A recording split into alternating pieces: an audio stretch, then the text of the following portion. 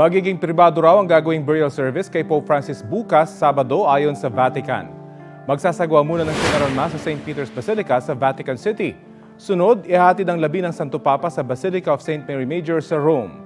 Doon siya ililibing batay sa kanyang hiling at debosyon kay Santa Maria.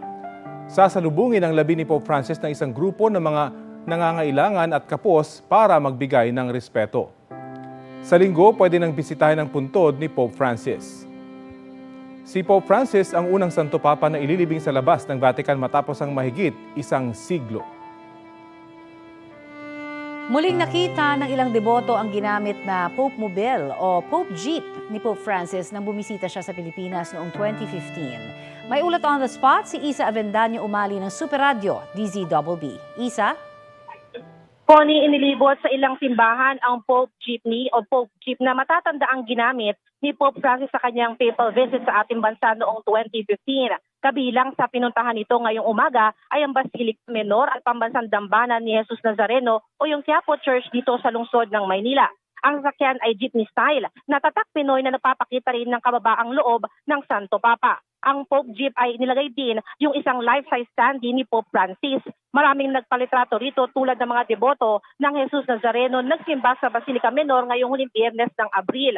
Ayon kay Emil Lorenzo ng Armored Transport Trust Incorporated, hiniling ng mga simbahan na mailibot ang Pope Jeep kasunod ng pagpanaw ni Pope Francis. Piniserba at inalagaan nila ang Pope Jeep dahil parte na ito ng ating kasaysayan at sinakyan ng Santo Papa. Nabatid na ang Pope Jeep ay dadalhin sa San Antonio Parish Church sa Makati City. Connie? Maraming salamat, Isa Avendaño Umali ng Super Radio DZBB. Ito ang GMA Regional TV News. Mainit na balita mula sa Luzon, hatid ng GMA Regional TV. Patay sa pamamaril habang nasa kampanya si Rizal Cagayan Mayor Joel Ruma. Chris, ano na ang update doon?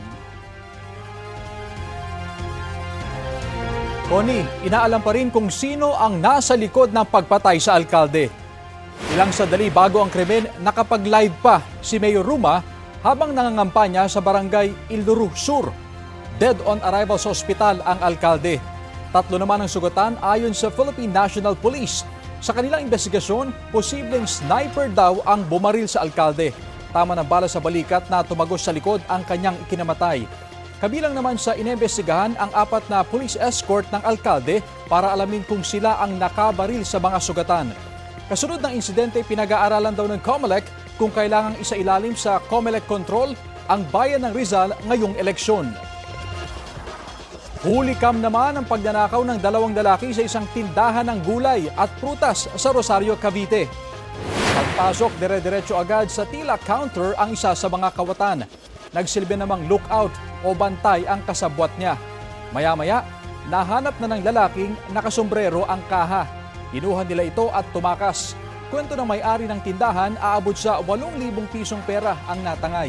Nagpapatuloy ang investigasyon para matukoy ang mga kawatan.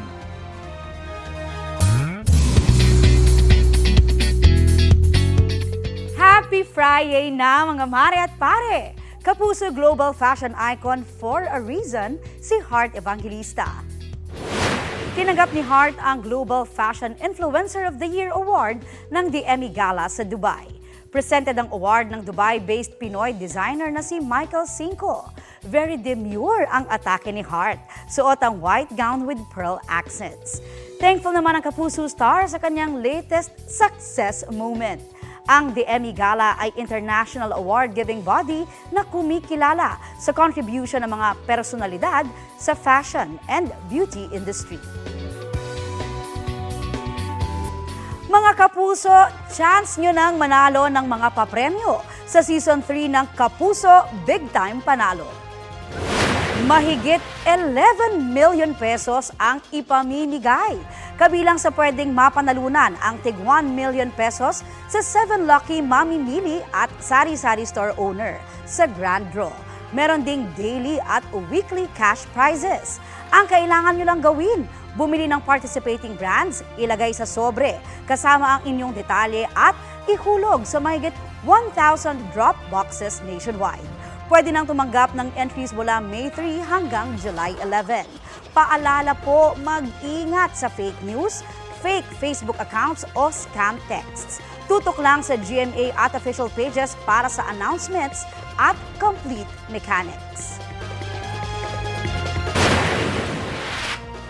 Lumiliko papunta sa kabilang lane ng isang motorsiklo sa Ligao City sa Albay nang mabangga ito ng kasunod na bus. Nakaladkad pa ang motorsiklo. Kritikal ang rider na nasa ospital pa rin. Basag naman ng windshield at nasira ang bumper ng bus. Ayon sa pulisya, hindi nakaiwas ang driver dahil matulin ang takbo ng bus. Mahaharap sa reklamo ang bus driver na walang pahayag.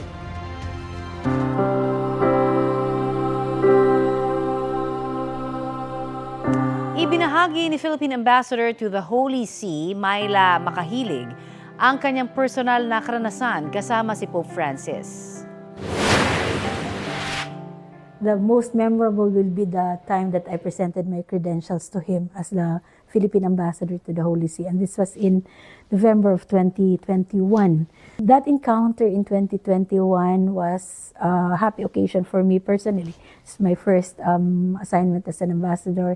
I had my family with me, and si Pope Francis was very kind and very generous in his time when we were presented to him. Dagdag ni Makahilig, naramdaman niya ang pagiging lolo kiko ni Pope Francis, pati ang kanyang malasakit sa tao. Pagdarasal at kabaitan daw ang madalas na lumalabas noon sa bibig ng Santo Papa. Hiniling pangaraw sa kanya ni Pope Francis na maisama siya sa dasal. Sinusulit din daw ng Santo Papa ang bawat panahon na makakasalamuhan niya ang bawat tao kahit na saglit lang.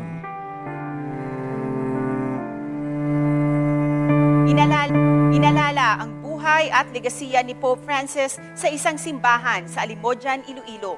Sa exhibit ng St. Thomas of Villanueva Parish, kita ang iba't ibang magazines na tampok ang buhay ng Santo Papa. Makikita rin doon ang ilan pang gamit tulad ng rosaryo na ipinadala mismo ni Pope Francis. Kwento ni EJ na nag-organize sa exhibit, sumulat siya sa Santo Papa noong 2020 dahil sa pinagdadaanan ng kanilang pamilya.